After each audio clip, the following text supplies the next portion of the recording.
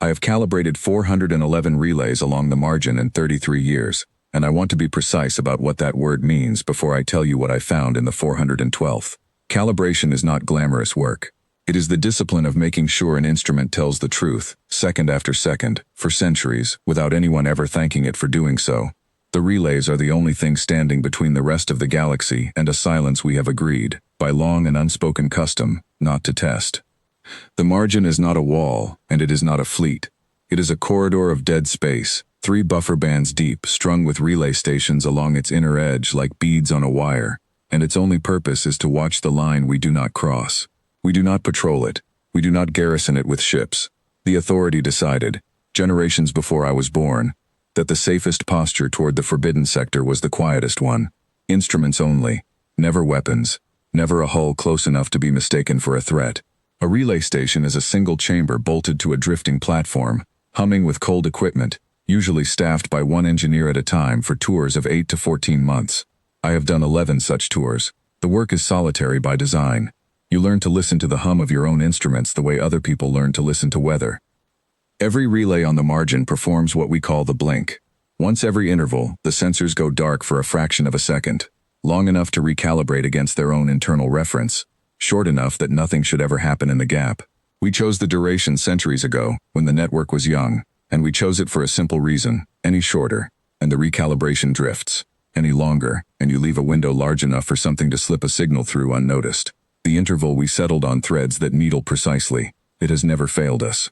It has never needed to be questioned. Engineers joke, in the dry way engineers joke, that the blink is the one moment in the whole network when no one is watching the border at all, and that the border has never once taken advantage of it, which we have always treated as proof of nothing happening, rather than as a fact that deserved a harder look.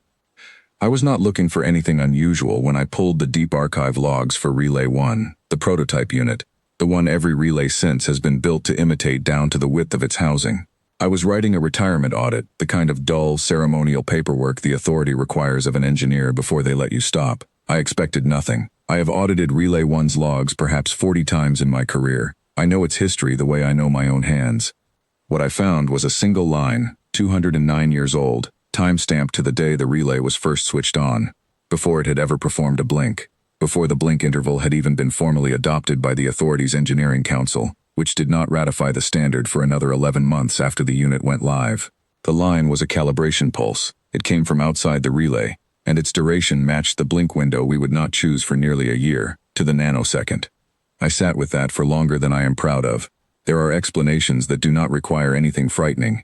Equipment drift, a clerical error in the archive's indexing, a coincidence dressed up as a pattern by an old engineer who has spent too many years alone with instruments and not enough time around people who would tell him he was imagining things. I went looking for all 3. I did not find any of them. The timestamp held, the duration held, the pulse was real, logged by hardware that has never once produced a false entry in 2 centuries of continuous operation, which is, incidentally, the entire reason we trust these relays with the only border that has never been crossed and come back from. I requested the original design files for Relay 1. Most of what came back was what I expected. Material specifications, housing tolerances, sensor calibration curves, the dry bones of an engineering project closed out 2 centuries ago and filed away as a routine technical success. But buried in the early design notes, in the handwriting of an engineer 3 generations dead, was a margin annotation beside the proposed blink interval. It said only, "This feels correct." No calculation supported it at the time. The mathematics justifying that exact interval, the one now hard-coded into every relay we have ever built, was derived afterward, to explain a number the original engineer had simply felt was right, the way you feel a key fits a lock before you've turned it. I went back further than I should have. I pulled her personal logs, the unofficial ones, the kind every engineer keeps and almost no one ever reads again. There was nothing dramatic in them: meal schedules, equipment failures, a running complaint about the platform's heating system. And then, 3 weeks before she proposed the interval, a single entry, undated against any project milestone, that read, "Dreamed the number again." I do not know what to make of an engineer who dreamed a calibration figure into existence 200 years before I would find the proof that something on the far side of the border already knew it. I have read that entry more times than I will admit. I want to be careful here, because this is the part where a lesser report would reach for a conclusion it cannot support. I am not saying the engineer who designed Relay 1 was anything other than what her file says she was. I am saying that the interval she chose, on instinct, for reasons she never wrote down because she didn't have any, turned out, 11 months before the mathematics caught up to her intuition, to already be known to something on the other side of the line our relays watch, known before it was real, known before we had decided to make it real. I brought the finding to Director Os Marin, who has run the Halveth Relay Authority for longer than I have been alive, and who did not interrupt me once while I explained it, which told me more than anything she said afterward. She asked me the question I had been avoiding asking myself. Was the blink ever ours to begin with, or did we simply arrive, by instinct and trial and error, at a number that was already waiting to be found? The authority's response was procedural, because procedure is the only language large institutions know how to grieve in. Within a season, every relay on the margin was scheduled for a protocol change, the synchronized blink, identical across all 412 units, replaced with independently randomized intervals generated fresh by each relay's own internal noise, unpredictable even to us, impossible to anticipate from outside. It was presented to the Engineering Council as a hardening measure, closing a vulnerability, removing a pattern that should never have existed in the first place. I voted for it. I helped design the randomization scheme myself, and it is, by every metric we can measure, more secure than anything the network has run before. I am not writing this account to tell you the fix was wrong. I am writing it because I have not told anyone, not Marin, not the council, not the engineer who will replace me when I retire next season, what I understood while I was tracing that 209-year-old pulse back to its origin, and what I have not been able to stop understanding since.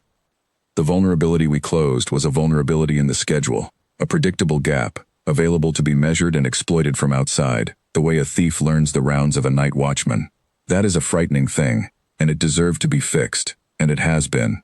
But the pulse in Relay 1's archive did not arrive from outside an established schedule. It arrived before the schedule existed at all, while the number was still nothing but a feeling in one engineer's hand, written in pencil in a margin, unjustified and unproven. Whatever logged that pulse was not waiting for us to open a door. It was present in the room while we were still deciding where the door would go. We have hardened 412 relays against the possibility of being watched from across the line.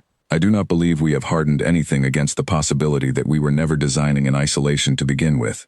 That every choice we have made standing this close to the margin, every interval, every tolerance, every number that felt correct before the mathematics arrived to explain it, may have already been known to whatever keeps that border quiet, long before we thought to write it down.